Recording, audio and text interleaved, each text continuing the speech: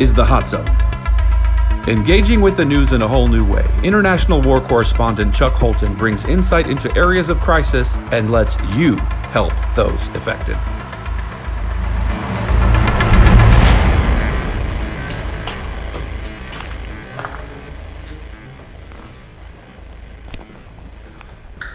So this is a building in Stepanakert that got hit with a massive bomb.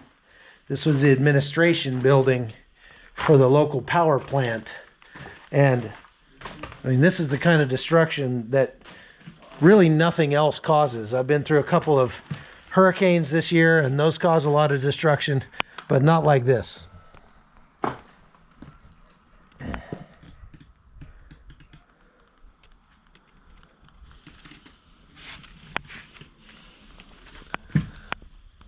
The force of these bombs is really just mind-bending. Check this out.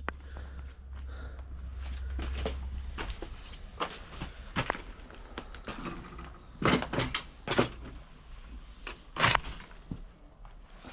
mean, it's obvious that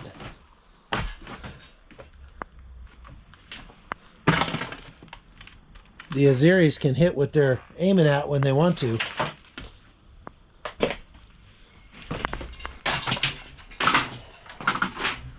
Got to be careful walking around in here. This whole place is kind of unstable.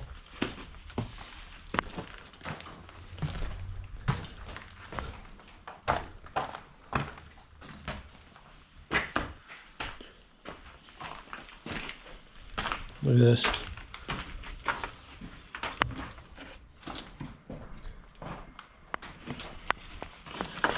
These offices are toast.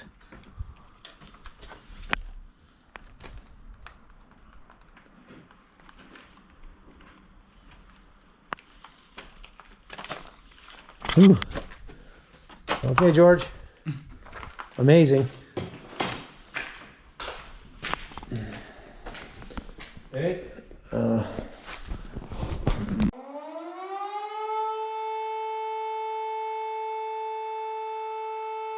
It's a sound that strikes fear in all who hear it. For the people of the Nagorno-Karabach, it's a warning that death will soon rain from the sky once again. This tiny nation in the Caucasus is facing an existential threat, and they feel like nobody is paying attention.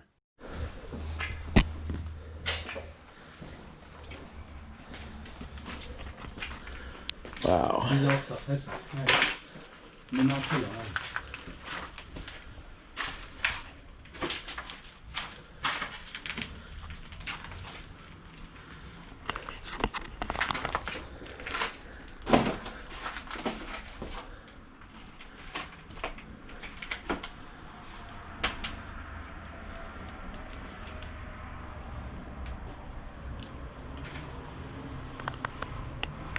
UN High Commissioner for Human Rights Michelle Bachelet today expressed alarm at continuing indiscriminate attacks in populated areas in and around the Nagorno-Karabakh conflict zone in contravention of international humanitarian law, and she warned that they may amount to war crimes. Since the conflict reignited in September, with the terrible consequences we are now seeing, there have been repeated calls for the parties to take all feasible steps to avoid, or at the very least minimise, the loss of civilian life and damage to civilian infrastructure, including schools and hospitals, as well as to distinguish civilians from combatants and civilian objects from military objectives. Instead, homes have been destroyed, streets reduced to rubble, and people forced to flee or seek safety in basements. International humanitarian law cannot be clearer.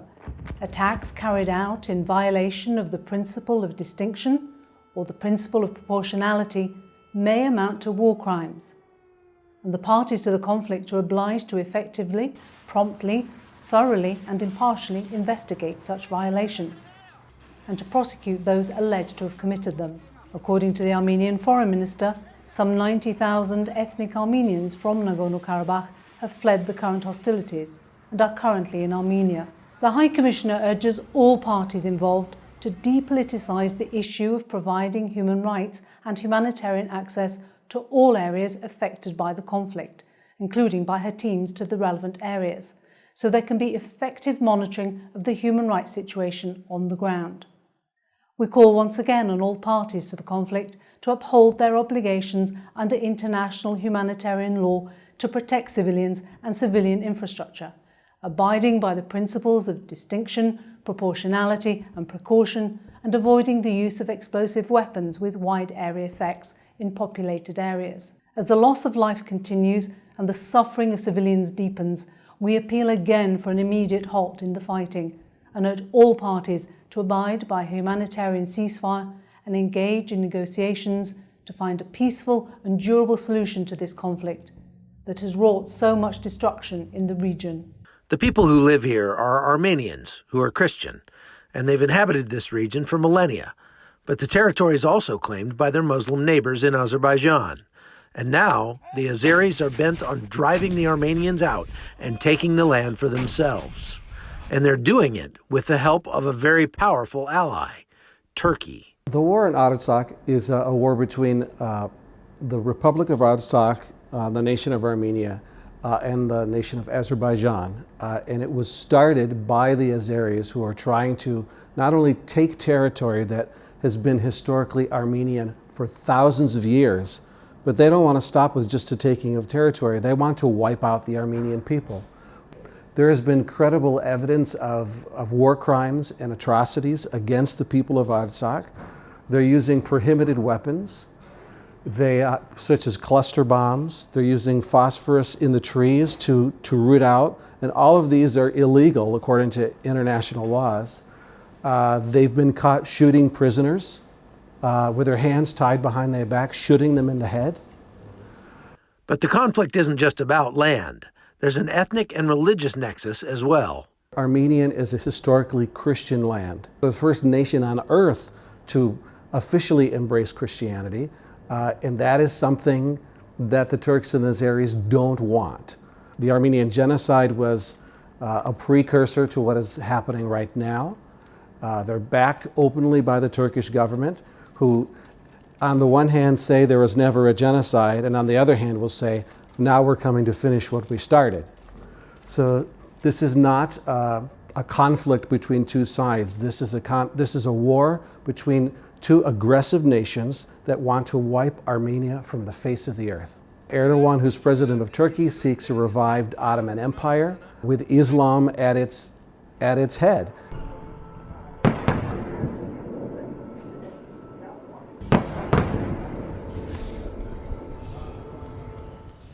All of your life destroyed in an instant.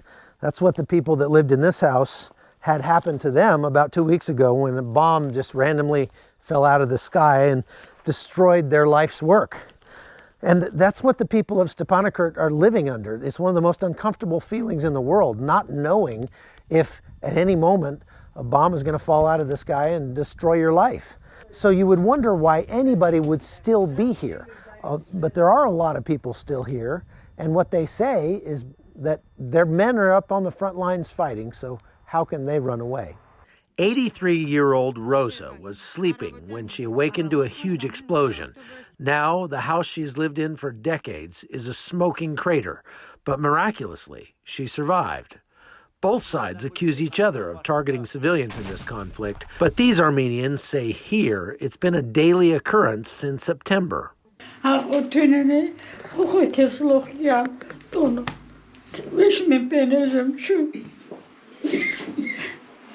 case you're tempted to think that these civilian areas that have been bombed by the Azeris are just bad targeting, these guys just can't hit what they're aiming at, here's proof that they can. This is the power substation here in Stepanakert that they blew up several weeks ago, and that's an actual strategic target. So when they're blowing up civilian areas, it just goes to show that they're just randomly lobbing bombs into this city that's full of tens of thousands of civilians. For this reason, those left here in the Nagorno-Karabakh spend their days in basements and cellars, praying for an end to the fighting. Nevertheless, they say they're willing to keep up the struggle to save their homeland from foreign aggressors. The Hot Zone is produced by Amy Holton and Livefire Media. Copyright 2019.